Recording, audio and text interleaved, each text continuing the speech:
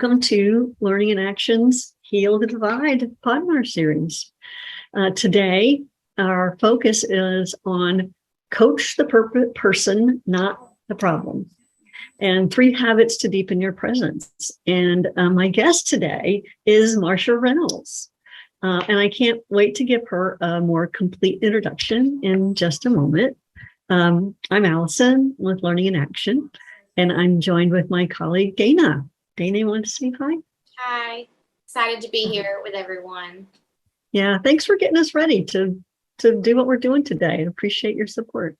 Our mission at Learning in Action and why we do this Podinar series is our mission is to heal the divide. And what that means to us is that we aim to help us heal what divides us from ourselves. And we believe in doing so, it will help begin to heal what divides us from each other. So what's a podinar? If this is your first time, it's a word we made up. It's a cross between a podcast and a webinar. It's interview style like a podcast, and it's interactive like a webinar. So our intention today for my conversation with Marcia is to talk about a few crazy coaching beliefs. That's my favorite thing to do, I have to admit. It's like some of the things that we develop beliefs around that maybe don't support us. We'll be talking about the differences between coaching a person and coaching a problem. We'll talk about 3 mental habits to develop presence as a coach. We'll explore how we use reflective inquiry in our coaching. We'll consider how to use presence as a coach instead of asking the right question or the perfect question. And then there's going to be a coaching demo. So if you have something that you'd like some coaching around, so I'm going to make 2 requests. One is if you're the kind of person who routinely raises their hand for volunteering, I'm going to suggest you give somebody else a chance this time. And if you're not usually maybe the kind of person that does a demo and there's something on your heart that you would benefit from exploring with Marcia, we'd love to have you involved in our demonstration today. So it gives me great pleasure to introduce Marcia. She's an expert, and she's the person experts call to uplift their connections, conversations, and cultures. She's known for developing leaders to use reflective inquiry, communication kinesthetics, and courageous coaching. She's got over 40 years in cultural change and transformational leadership. She's spoken in 41 countries on 6 continents, reached over 100,000 people. She's a past president of ICF, one of the first 25 people ever to earn the designation of MCC, and one of only 2 people in the world to hold both her MCC and CSP.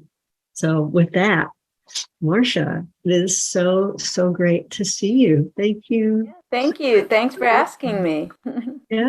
Yeah.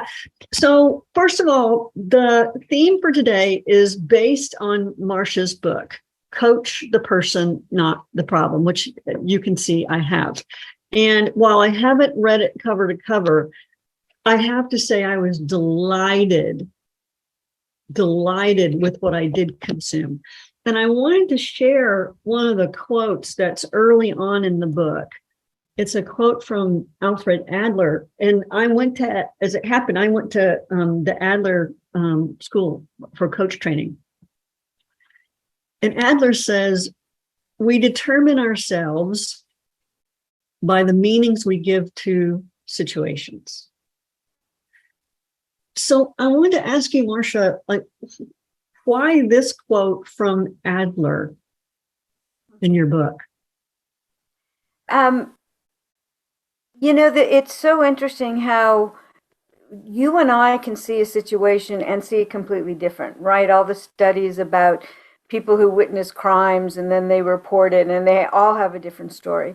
That's because we have to interpret what's going on and we use our past to do that. And so we live by the meanings we attribute to things, the stories that we use to define our situations.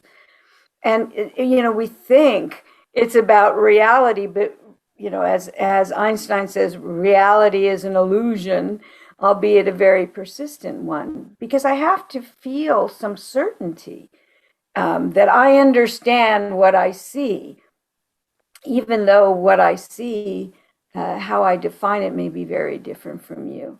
So in coaching, that's what we're exploring. So how are you defining this situation? What's the frame you're holding around it? And often that frame, that definition is not serving the person's, their goals, their highest self. And we coach to help them see the meaning in the frame so they can then see beyond that. Yeah. And that seems central to coaching the person. Absolutely. What I love about coaching is that the person sitting in front of me is not broken. And, and that comes back to Adler too. He was the first one to say, people are whole and resourceful. They're not broken. They don't need to be fixed. He was breaking from Freud and said, no, I don't believe that. I believe most people are healthy-ish. And they're just kind of stuck in seeing it this way. And if I can help them see this, then they'll probably see what they need to do, which is more impactful and will embed in the brain much more deeply than if I just tell you what you should do to be fixed, to be healed, and to move forward. It uses a different part of the brain, a much more powerful part of the brain when we coach than when we tell. So I want to talk a little bit about coaching, the crazy coaching beliefs. Yeah. We'll come back to kind of coaching, because what you just said is so much about coaching the person, not the problem. And I'll come back to that, because that I'll tell you, I'll confess. So I've been coaching for, I think, 18 years. Honestly, for an embarrassing amount of time of those 18 years, I thought I was coaching the person, and I later learned I was coaching the problem. So we'll come back to that. So can we talk about some of these crazy coaching beliefs that you refer to in your book? First I want to say that the reason why I know they're crazy was, I actually was involved in creating the initial ICF competencies and really breaking down what is it that we're doing as a coach. The certification came out when I was the president-elect, and then it really came into play. And there's so much that has been misinterpreted over the years, and almost like standardized and tried to make coaching into this thing where you're supposed to do this and you're supposed to do this, which just narrowed and limited people. And I'm like, well, that was never the intention. And that when you think about, I am your thinking partner, I want you to think, I shouldn't be thinking, and so these beliefs have really gotten in the way of good coaching. And that's why I address them in the book. Yeah. Can you give us a few? Yeah. Well, one I really like, Brenda will laugh at this because she's heard me say it a lot, is nobody ever said you're never supposed to ask a closed question. When I'm clarifying what the person really wants that they don't have now, at the beginning of coaching, I will use closed questions just to make sure we both see the same picture, that it's not vague, that, I often use distinctions. I've heard you say a couple of things. Which is most important, this or this? That's closed because I'm just giving them an option. I rarely get a yes or no answer in my question because it comes from my curiosity that I'm just not sure what you mean by that. And I want to make sure that we understand. I open up my questions after we have clarity on where we're going. What is it you want instead, which will help you coach the person in really understanding what they want to create. And, if they say I need to make a decision, well, what's that decision going to give you? That's so important to you.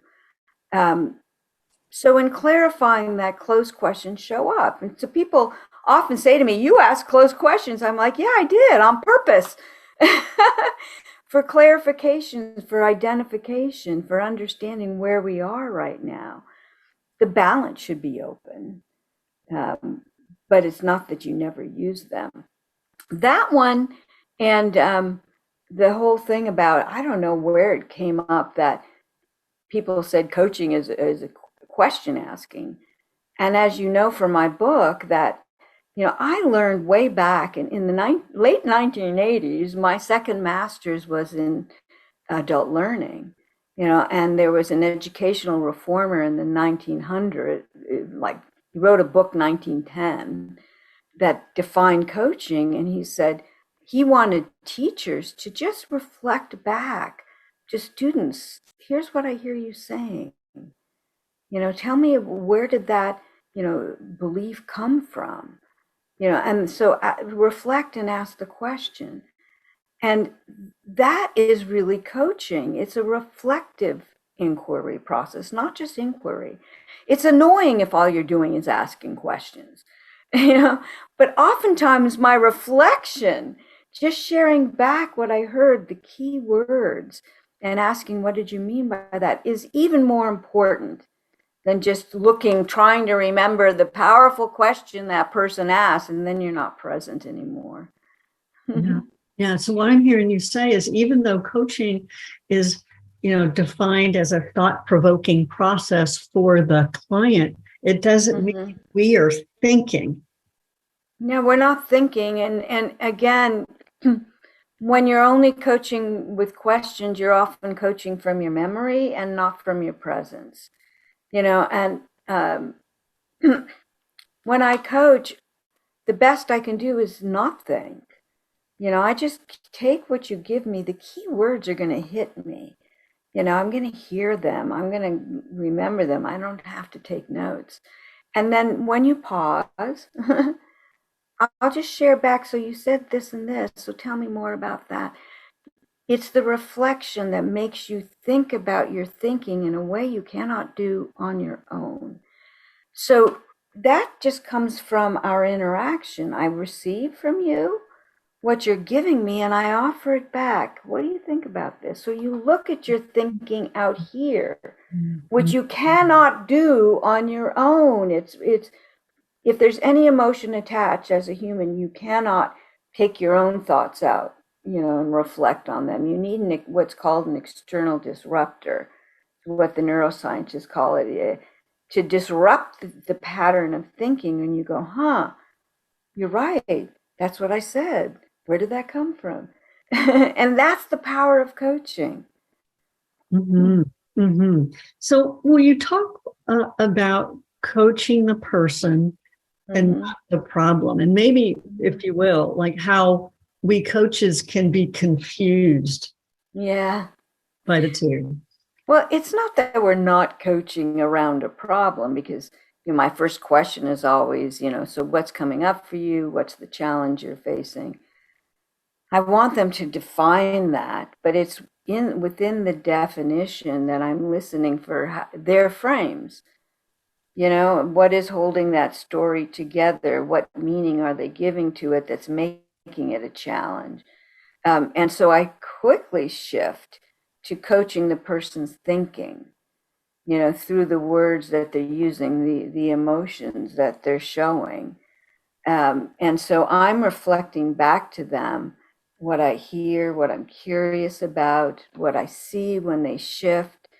The other day, this person was talking about their options, but the second option, they were like almost angry that they even had to consider that, and it was like, so what is it that you resent about having to hold on to that? I saw it in your face. So I'm coaching them, their words, their emotional shifts, not what options have you tried? What's the consequences? What's the rewards? I mean, that's standard problem solving. But when I coach the person, I say we're thinking partners. I coach their thinking, then they can start to see beyond. First we have to see the story before they can see beyond it. So I reflect the story, and then they naturally see beyond it, which opens up possibilities for action and what they really want to do in a way I don't have to tell them. Mm-hmm.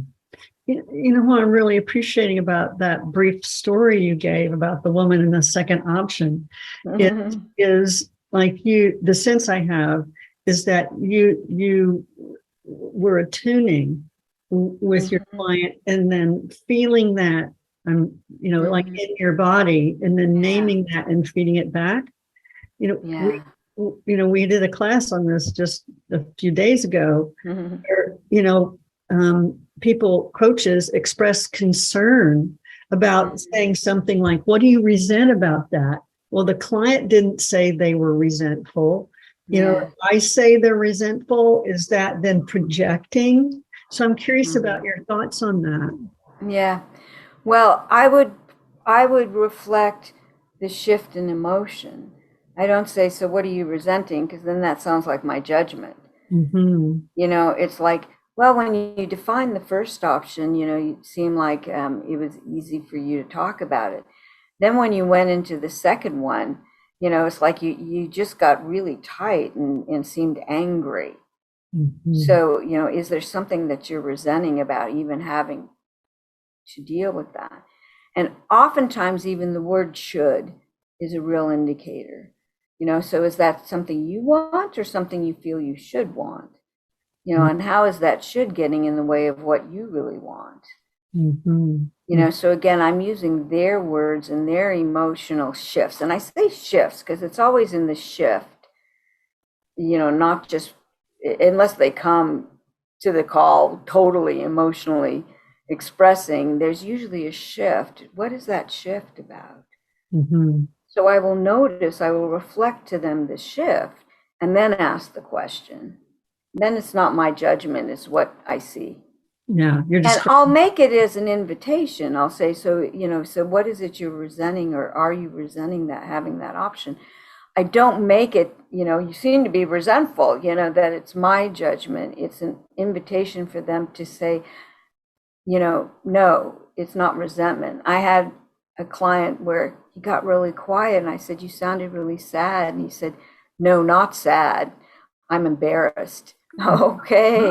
And it led the conversation in a new direction just because I noticed the shift. Yeah. It's okay to name it. They'll correct you if it's not right. And and that's great because we go deeper anyway. I always say, be wrong. Who cares? Be wrong. Yeah. We got a question. We always ask people for questions when they register for the Podinar. And we got a question from Angelina Carlton.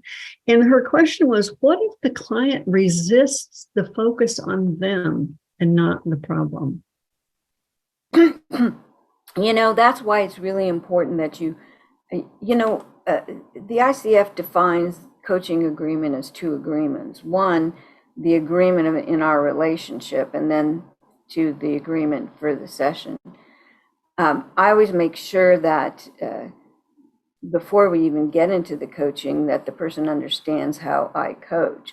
In fact, that's what it was this morning before I did the demo. I said, in the initial conversations, it seemed to be a misunderstanding about what it is I do. I'm not here to advise and mentor. That I coach in a different way, and I will define that you're a smart person, and there's just so much going on. I'm just going to help you think through this mess that you're facing, And so I define it that way, so they know that that's the primary focus, And if I did have an agreement with this one gentleman who was promoted 2 levels and really had no idea what he was doing. That we were going to do a hybrid. I would coach and then maybe mentor a little. after about 6 months, he'd come to the session saying, "Could you just coach me on this?" He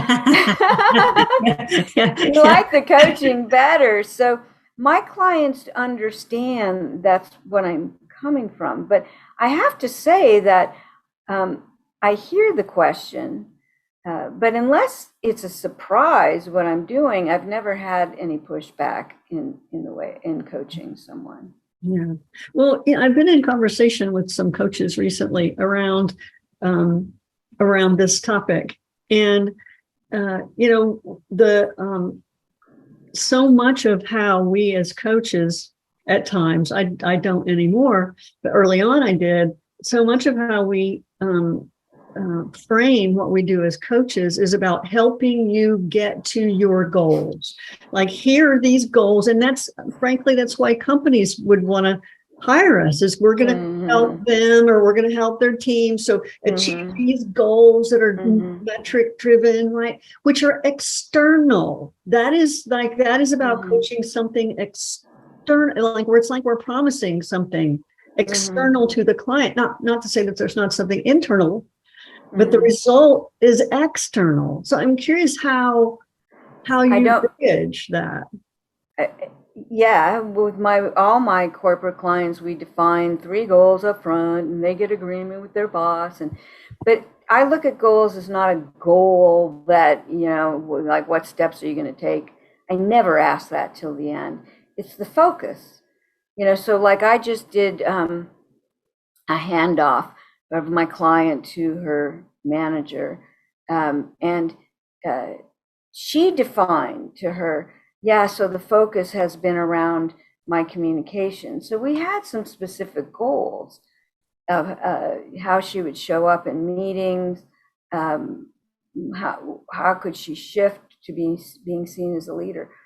But everything she brought to the coaching had to do with, I had this like horrible situation last week with this woman and I didn't handle it well. I got really angry. Okay, so is that what you want to look at today? So what would it, if in an ideal situation, what would it look like, and how you handled her? So we still have to have a destination. That's the agreement of coaching. But then the coaching is around, so what happened in that moment that triggered you to be someone else, instead of who you want to be right now? So the goal becomes the focus of the conversation. So it's not specific focus. To me, problem solving is focus on the action. And I always say an action isn't even an outcome. What is it that you want as an end result of finding these steps? People will say, I want to know what steps to take. So what do you want as a result of the steps you will take? If we don't have agreement on that clear picture, then the coaching goes in circles and you end up chasing your client. And how many times I've heard coaches do that, chase their client all over the place. And the person may be a verbal processor and say, thank you, I love this, but, they coach themselves only, which they could have probably done on their own if they took a moment, instead of really getting that breakthrough moment. Yeah. Well, let's pause here for any questions. So, Dana, do we have questions in the chat box? We have one comment that was talking about, and I could just see the word iPhone, so I'm not exactly sure who submitted it, but they said the coaching world is too full of asking powerful questions. Yeah. How can we tame it down and promote the power of reflective inquiry? Yeah. Well, that's why I love the ICF redefining their competencies. Because they said it's too much focus on questions. So they took that out and said it's evoking awareness. That's what we're doing, is evoking awareness. We're not just asking powerful questions. And there was too much focus on that. So again, I had always been teaching reflective inquiry. I had to go back into my research beyond my doctorate in psychology. It's like, it's not there. It was that degree in the 80s, because Coaching is the best learning technology we have right now. It's not a therapy, it's a learning technology. And that's when I found Dewey's work on reflective inquiry. He's the one who called it that I said, that's what it is. He wrote a book in 1910 called How We Think. Yeah, and after the first chapter, I don't know what he was talking about. It's so dense. But the first chapter really defines coaching, that it's a reflective inquiry process, where I'm just going to help you hear what you're thinking in a way you can't do for yourself. Yeah. Great. He said it's like helping people climb a tree in their mind and looking down on their thinking in a way that they can see it. They can see then the gaps in their logic, their assumptions with no evidence, the shoulds getting in the way of their dreams, their buts that demonstrate their fears. They can see it without you even telling them. Yeah, I think sometimes we coaches believe that we have to be the ones that design the questions that make sure they see the gaps, or we just name the gaps and then reflect back. How does that relate? Like we name the gaps, right? Instead of using reflective inquiry and other techniques to help them see let them go gaps. Yeah, then we use the middle brain where the creative process exists, which then reconnects transmitters. Boop, boop, boop, boop, boop. You know, and so the story never retracts, goes back. The story is now new story, you know, and that's what we're trying to do. Yeah. So who would like to raise their virtual hand for and volunteer for a demo? Thank you so much for volunteering. And I'm hoping that you're bringing something that's really important to you to work through. So could you tell me a little bit about that? Yeah, absolutely. Thank you so much. This is such a wonderful opportunity. So I am bringing, as a coach, just really having a tough time dialing down a niche for myself. I have a lot of credential and, a lot of education around things that really interest me personally, have helped me personally, that I want to bring to my work because I really just believe in it. But I'm all over the place. So I hear what you're saying, that you have all these things that excite you, that you want to bring to the work. So when you say the work, define that for me. The work meaning the person that I help every day, or the groups of people that I help, or I have to maybe write an article for, or talk about, or define their problems. That is like the everyday stuff I will be doing. And when you say you want to define a niche, just tell me, define niche for me so I know what it is you're wanting. Define what I think a niche is, or define my niche so far? Well, what is it that you want? I want to get more clarity on where, with what I know, I can help somebody or support somebody really well. That also I find exciting. There are so many things that I find exciting, but that makes 5-10 different types of people to help. And that's not just one person. But I'm hearing two things. There's work that you do, and then you're saying, but there's 5 different types of people. Are you trying to define the people, or to be able to bring down what you do into a sentence? Or both? Both, but I would say leaning more towards bring down how and what I do. So who do you do it for? I do it for me, for my life. No, I mean the people you coach. Who Currently I work with mothers. So your niche of who you coach is mothers. Mhm. Okay. Anything else that you define? Mothers in a certain area, mothers in the world? Mothers who experience stress, and I say it as a mother, you have a constant experience of stress because there's constant change, and change is a big factor in experiencing stress. So through all different periods when you're experiencing emotional stress, which leads to physical stress. So as I have a master's in health and wellness coaching, and I do mindfulness and self-compassion and stuff. So using all the different elements to help you bring an awareness to who you are, and that in order to help you reduce your everyday stress so you are better with your child, and that child is better out in the world. I mean, it's so long-winded is how I feel. Okay, so is that what you're wanting to do, to be better able to just define what you do for people? Yes. Okay, so let me just say, because I'm a little confused, because your niche is usually who you coach, which you already have defined. The process of how you coach that you want to share it with people is a different thing. So it sounds to me as if what you have so much, and you're trying to tell people, this is how I do it, this is how I do it, and that's the confusing point for you. Yes. So what you want is to be able to say, to define to people in a sentence or two of what you do for them. Is that what you're looking for? Yes. Okay. Is this how will you use this statement? I will use it to bring clarity to my own self first.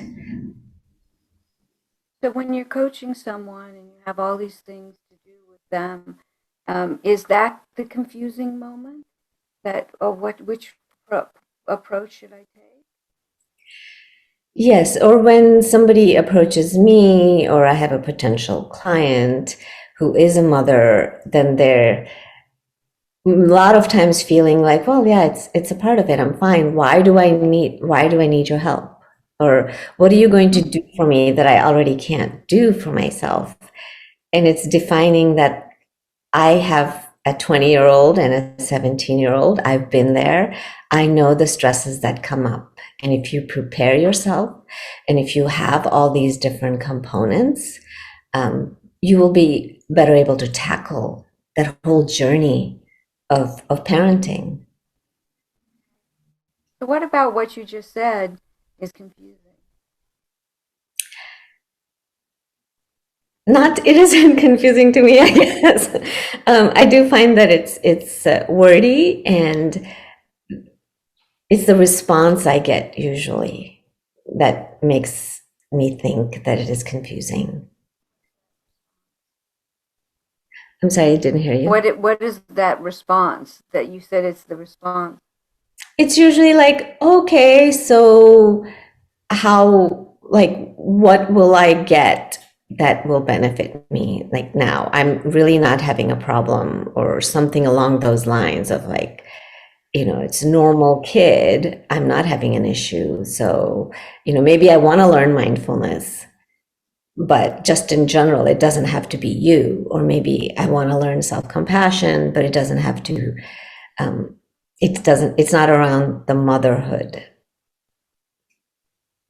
Okay, so Hina, I'm just a little confused. So you're looking for a statement that's going to make them want to work with you, but they haven't even told you they have a problem.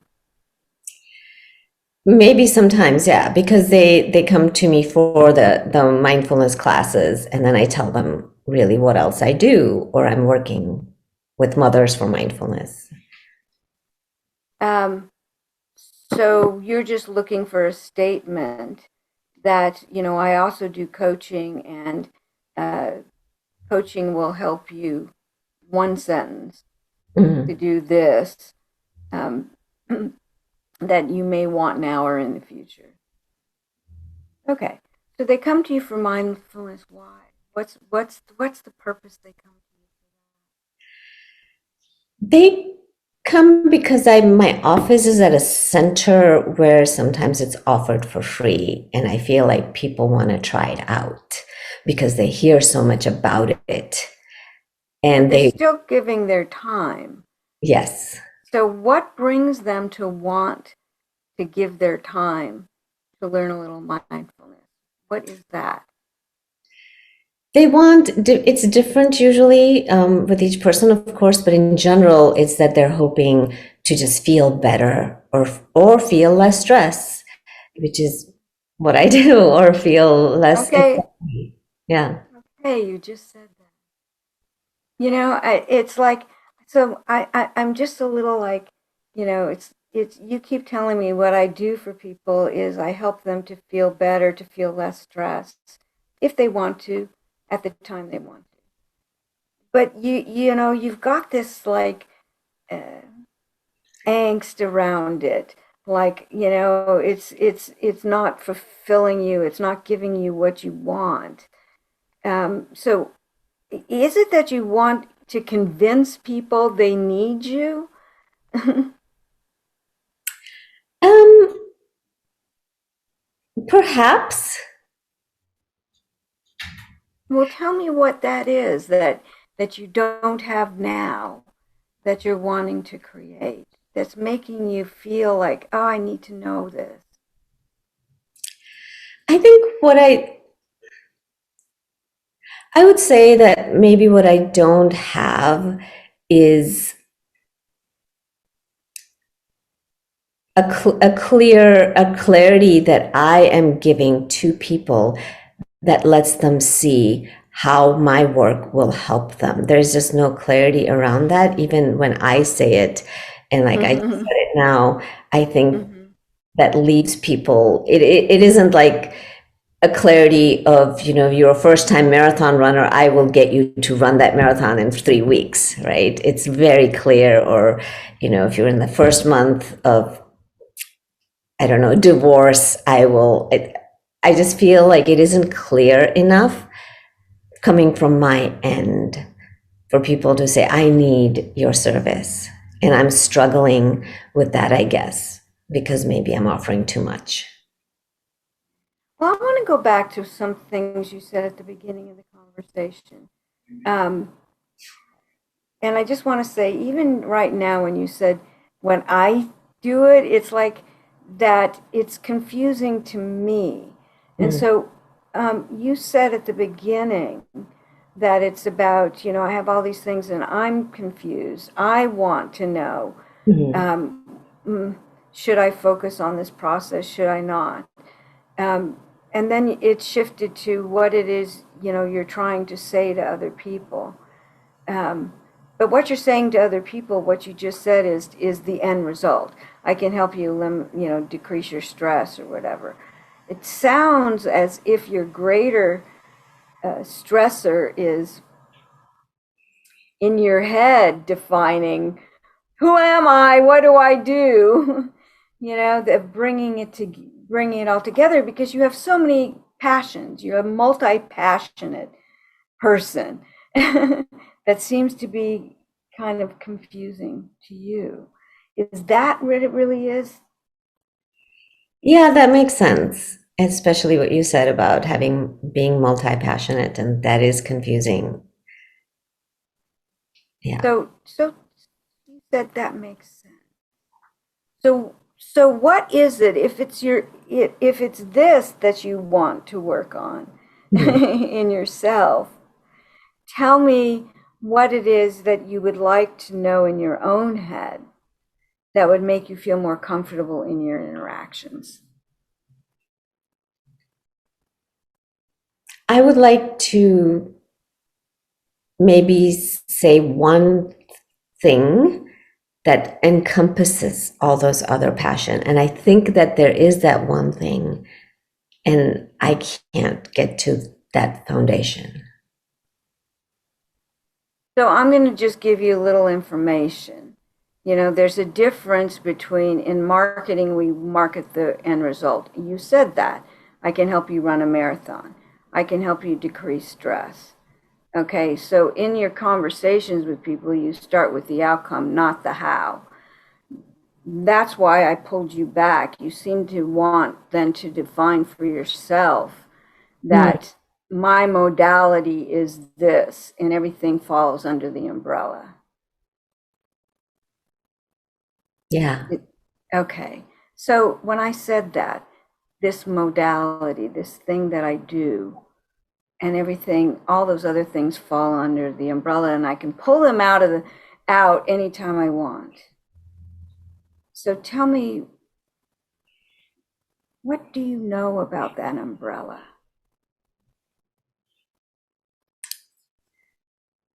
That umbrella is all about feeling,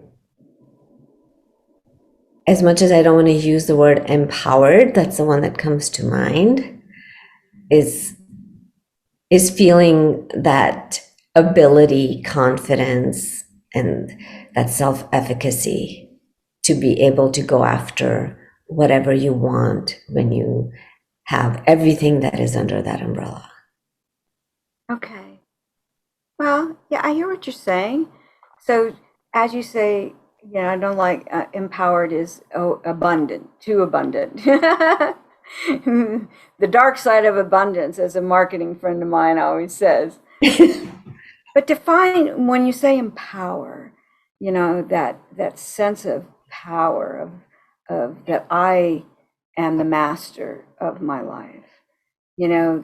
That's that empower. So define to me what it is you want these women, these mothers to feel, that so they have that if it's not empower, what is it that you want them to feel or have? In a non-beautiful way, I feel that I want them to know that every moment is precious. Your life is precious. You are not guaranteed tomorrow, today, next hour. So be exactly true to yourself in what you want and how you want to be with your kids, your family, your interactions, your work. And that is where your fulfillment comes from. That is where your happiness comes from. So let me just say a pattern that you have that I've heard. Okay, you define a whole bunch of stuff and then you say the important thing at the end. So when you said your life is precious and all that, but then you went to, so you have a sense of, and I don't remember what you said, that value that you have. I want you to listen to yourself. The stuff that you define before you say the important thing is not as significant as the important thing. And you've done this a number of times in our conversation where you just went off on blah, blah, blah.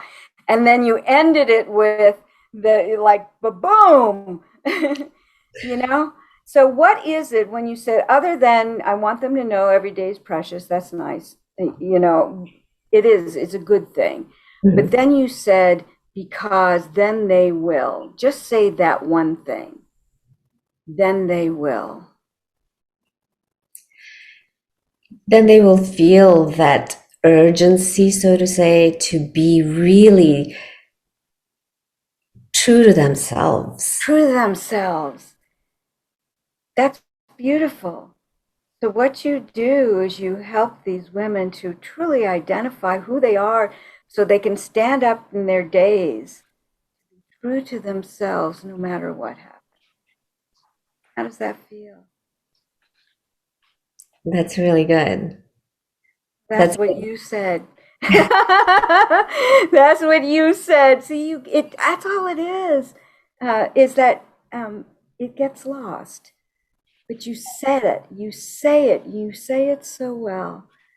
These women that give away their lives to their children, to their spouses, and they make other people first, you're asking them to be true to themselves in their day. That's beautiful. Yeah. Thank you. So, okay, so does that give you a start? Yeah. Truly, yes. I love your surety on that. That's great. Yes. Gift. It's a great gift.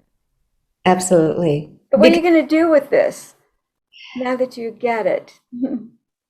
I'm going to just write some more about it. I think that also helps, just to sort of take that and then write out a little bit more. So good. The writing is for you to have it clear in your head.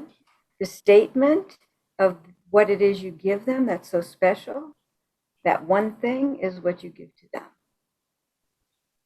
Okay? Okay. Okay, well, I wish you great success because it's a great gift that you're giving. Well, thank you. Thank you so much for this wonderful opportunity and time. So thanks. Okay, so I think that was my 20 minutes. That was perfect. Right on the dot. So Doreen, if we had more time, that would be a good thing just to go into. So what do you mean by true to yourself? That would be, but she says she's going to go write about it. So it's something that, we could talk about in our next coaching session. But you're absolutely right. Going into that a little bit deeper, if we had the time, is really good. Yeah. So, and people are saying you have a lot of courage. Thank you so much. Yeah. I love to debrief that just a little bit with the group here. Who wants to just name what you noticed about the coaching session? Like, what did you notice? Maybe something different from what you do, maybe what you saw, something you appreciated. Yeah, Lena. So that was beautiful. And I try to catch anything that where Marcia's presenting, leading, facilitating, coaching, and just sharing your wisdom and knowledge. So what I noticed was you demonstrated in the demo in this 20 minutes, everything you had articulated about the difference in the process of coaching the person versus the problem. And at the same time, the person kept coming back to the problem. And that's, natural. I mean, we deal with that as coaches and they deal with that because it's something to hang the coaching on. So I was reminded, and Marcia, I think you may have been part of this. Coaches Rising did a series on becoming a transformative presence. Were you part of that? I did something with them, maybe. I don't remember. Yeah.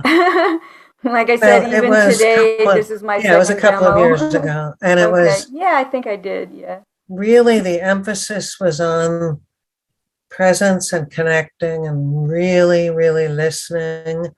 And one of the challenges is holding the thread when you're listening, when it keeps going around and around over here and there and coming back.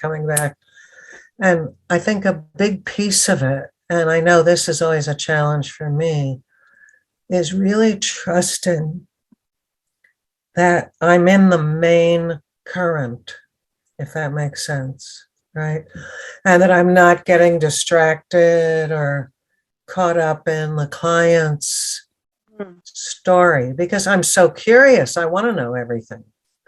This is why, Lenny, let me just say in the essence of time, this is why it's so important that we clarify exactly what they want up front, because that becomes the guide rails. And when they start jumping, onto another path or start backing up the car, then I keep them going forward in the guide rails we defined. Sometimes that's even a little, I had to come back and say, okay, you've now jumped into your interaction with people, but you started by saying it's a mess up here and I really want to get clear up here. So can we come back and define that? So I often will redefine it just to make sure, because she may have chosen the other one and said, no, at this point, what it is I really want to define what I say. Then it's fine. But I need to know where we're going all the time. Otherwise, I will get lost in their story, and go all over the place with them, and I don't want to do that. It's not much fun for me.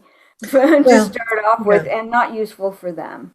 Yeah. But what you did that I thought was really courageous, in your masterful way, was the Hina thought she wanted to have a better way of communicating what she does, but you brought her to see and want to bring it inside to feeling confident that if she trusts herself as the talented and educated, et cetera, coach that she is, then she'll know each moment what to say or what the message is, because she'll be connected. You'd be connected to yourself, you'd be connected to the person, and you'd have that confidence to be fully present. And that's what's really important.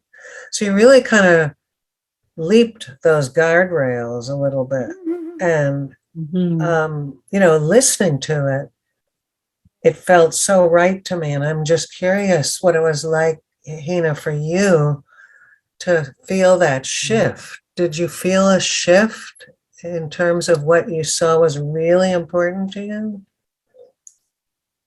Yeah, I think I felt like that blind spot that you have, that is, you can all of a sudden see. That's how I would say it. Yeah. Yeah. I just wanted to double click on that. Like the way you, I really appreciate pattern recognition, and I realize how clearly you did that, Marcia. It's like, well, a couple of times now you've got statement, the real thing. Right. And I just like the clarity with which you identified that pattern and reflected it back, and then that how that moved the conversation forward.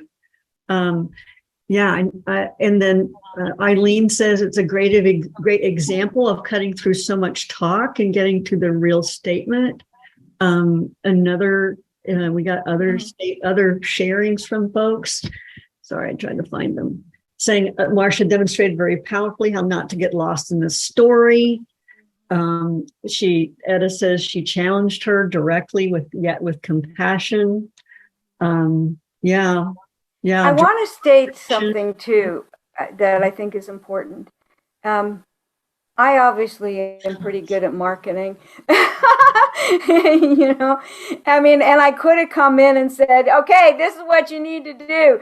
I mean, in my head, I was like, I knew that, but that would not have been useful. She would have said, she would have resisted me. No, blah, blah, blah, blah, blah. And so I have to shut off my head. No, you're coaching. You don't have, mentoring consulting hat on. You have coaching hat on, so let me coach her because it's going to be more powerful anyway. Yeah. So you will know, the answer at times, but you know what? Raise a hand. How many of you so much wanted to just go to, oh, this is about you, Hina. Tell me about you. Like how I didn't like it about me. I just was like so ready to, but yet it was important that she got there. Yeah. Right. Yeah, Hina, it was just that final thing, you're saying, what is that? Was that you knew exactly what inspired you to be working with them, to what is the gift that you're giving that is so important to you. That's what you stated. When you said that true to them, it's like, okay, there it is. Boom, boom, boom. There it is. I love, and everything shifted with Hina. I noticed that her whole face changed. And you got it. Yeah. Okay. So we're going to, unfortunately, this time goes so fast. Thank you so much, Hina, for that great demonstration. Please buy Marcia's book. You won't regret it. You can find Marcia at the socials listed here. She's got a self-study on breakthrough coaching with August 16th. We just got the date. Yeah. So look for that on my LinkedIn. We'll be announcing the launch of the new program. And then next year we'll have a new certification program and a new book. Oh my gosh, you're busy. Yeah. They keep me busy. That's terrific. Okay. So anything else, Marcia, that you want to, where people can find you, where they can find out more about what you're doing? What's not up there is my LinkedIn. I don't really use the Facebook much. LinkedIn is my go-to. So, and it's just Marcia Reynolds. So you can easily find me, but that's where I make all my announcements, and I don't do it consistently on Facebook. So find me there. Ask me questions. Happy to connect with you. So yeah, thank you. And thanks for being here today, for your passion for coaching, which is important to me. Yeah, thank you. Thank you. And if you'd like to learn more about Learning in Action, you can find us on the socials at here as listed. Learning in Action, what we do is we help people recognize their own patterns. And we do that through, Marcia talked about, coaching how people are seeing the world and seeing their situation.